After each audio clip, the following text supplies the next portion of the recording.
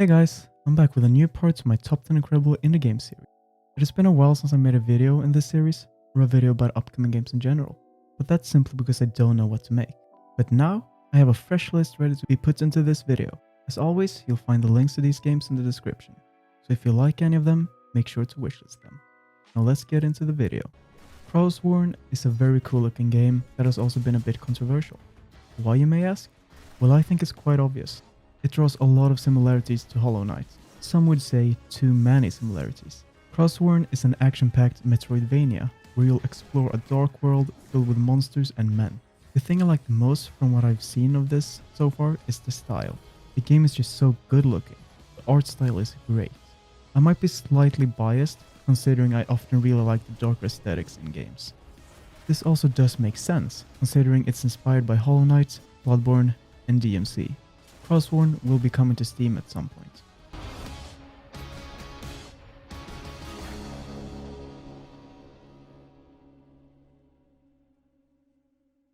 I was sold on Neva, or is it Neva?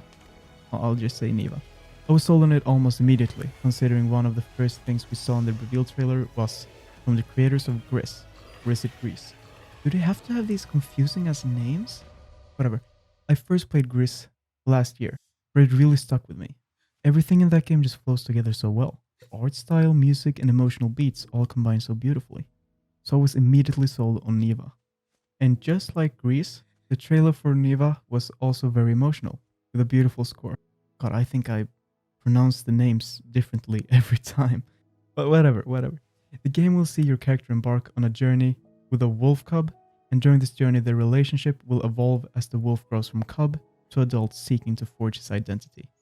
Outside of this, we don't know that much about the gameplay, but it's safe to assume it'll be similar to Gris.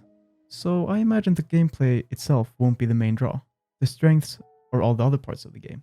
Neva will be coming to Steam and all current-gen consoles at some point in 2024.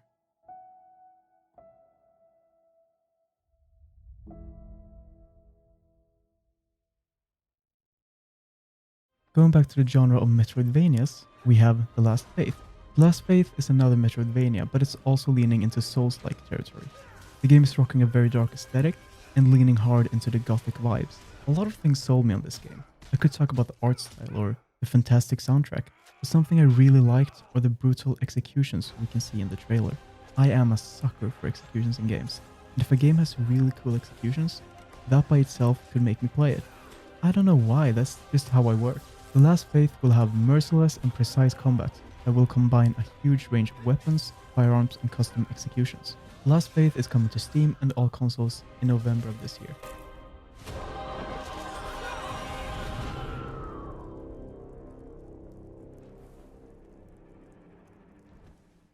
Death of the Reprobate is a game we know very little about. I don't even remember how I found it, but I think it might have been from the developer on Twitter. Anyway, I got really intrigued by this game because of the art style, and just now I'm starting to see a trend on why I get interested in a lot of games. But in this case, it makes so much sense, doesn't it? The style of old paintings is impossible to not be interested in. I'm going to read a bit from the Steam page. Explore a world built from the luscious landscapes, turbulent townscapes, and preposterous portraits of real Renaissance paintings. Death of the Reprobate is a revelation. No idea what that means, to be honest. Point-and-click adventure from the creator of Four Last Things and the Procession to Calvary, I think. God, these names are fucking confusing. I'm too dumb for this. Now, I had no idea this developer had already released games like this before, but now that I know about it, I should probably give the older games a try. And if you're interested in this point-and-click style too, then I'll link all the previous games in the description. Death of the Reprobate will be coming to Steam at some point, and I can't wait to jump in when it's out.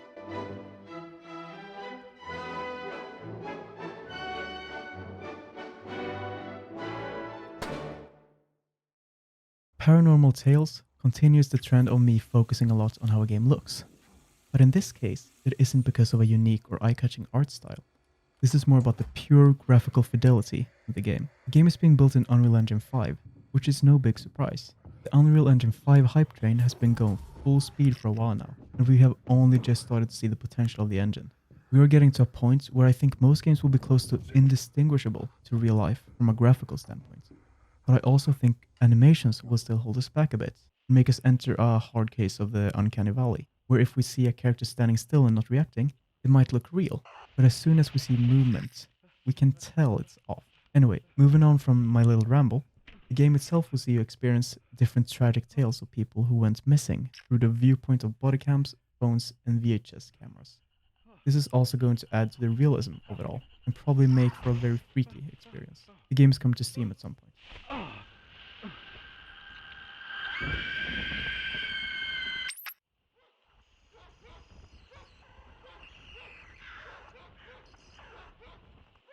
Now, going for a completely different vibe, we have Surmount. This game is one of the first on this list that sold me on it simply because of the fun physics-based climbing gameplay. In Surmount, your mission is to climb and reach the top of a mountain. Along the way, you'll meet eccentric characters and probably fall a lot. The mountain has both handcrafted and procedurally generated parts to it, which has me quite intrigued. Procedurally generating stuff in games can lead to worse quality or just a lot more replayability. I think it depends a lot on what type of game it is and how you utilize it. In this specific case, I think it's going to fit the gameplay very well. And the cherry on top of this fun package is that there is local co-op, so you can experience this lovely experience with a friend by your side. This game sounds like pure chaos, and I can't wait for it. Surmount comes out on Steam at some point this year.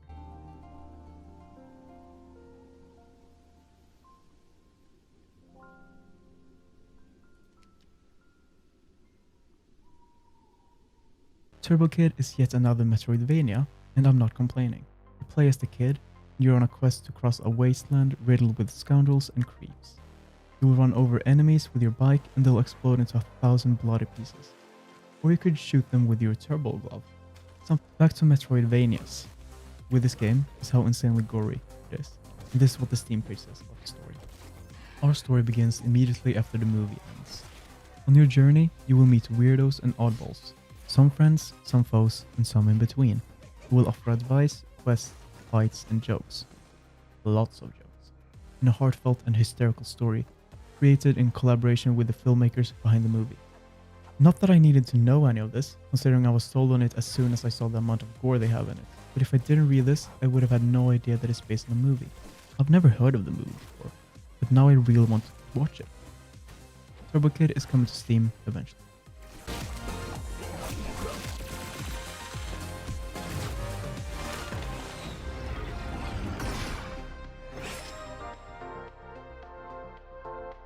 Sword of the Sea is a beautiful game made by people who only make beautiful games. The developers of this game are the same as the devs on Abzu and The Pathless. So from their previous works, we can already understand what type of game this will be. But something this game has that none of their previous games have is the hover sword. I like these types of games for their atmosphere and genuine beauty, but having a hover sword sure makes taking in the view even better. On the Steam page, they say this. An atmospheric adventure with high-speed movement inspired by skateboarding games. Surf over a surreal landscape of waves on your hoversword and unveil a lost ocean teeming with life.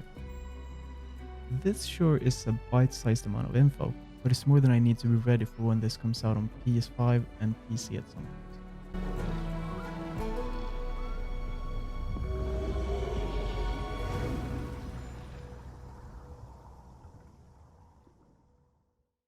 Plucky Squire is one of the most unique games on this list. When the trailer for the game starts, you just think, oh cool, it takes place in a book. And then suddenly, the little dude jumps out of the book. Man, that's crazy. The game not only looks great, but the setup of the game seems like it'll open up a lot of interesting and unique opportunities for gameplay. And you also just know it'll be good, considering Devolver Digital is publishing it. And Devolver has one of the most impressive track records out of any publisher. When it comes to indies, Devolver Digital and Annapurna Interactive are definitely at the top of the list when it comes to publishers. The Steam page says this. Turbo characters discover a three-dimensional world outside of the pages of their book. They must jump between 2D and 3D realms to save their friends in this charming action adventure. I'm interested, and I'm eagerly awaiting the release when it comes out on all current-gen consoles and PC at some point next year. Off the page and into adventure. Hashtag Blood is a game where you can just tell but there was a lot of passion that went into the project. The animations, the creativity and all the designs, everything is just passion in its purest form. It looks very much like a cartoon turned into a game, and I think that's fantastic. Hashtag Blood is a dungeon crawler, where you will survive the horrors of the vampire apocalypse and the horrors of freshman field hockey practice. You'll explore your town and accept missions from the town's social media to track down evil. You will be able to upgrade your trusty vampire slaying hockey stick with cool attachments like a shovel, grappling hook, and an umbrella shield. And we all know games are always better when there's a grappling hook included. I can't wait to swing into action when the game comes to Steam sometime in 2024. In search of one thing. Blood. Hashtag blood. Well, that's it. These are 10 games I think look very promising and I have an interest in playing. I know that me uploading videos is about as rare as a father coming back from getting the milk, but I hope you guys feel like I actually put effort into the videos I post. I always want to post more, but I never do, and I don't know why. I think it's just difficult to get it going, but once I start, I usually see it through. Except for the Gotham Knight script I finished, but never made anything out of. But anyway, if you guys are interested in any of these games, I will have links in the description and make sure to wishlist some of them. I know English, thank you very much. Wishlisting can help indie games get extra funding because it shows people are interested. Well, that's it. Thank you guys so much for watching. If you liked the video, feel free to leave a like or comment, or maybe, just maybe, even subscribe. Thank you guys, have a great day, and goodbye.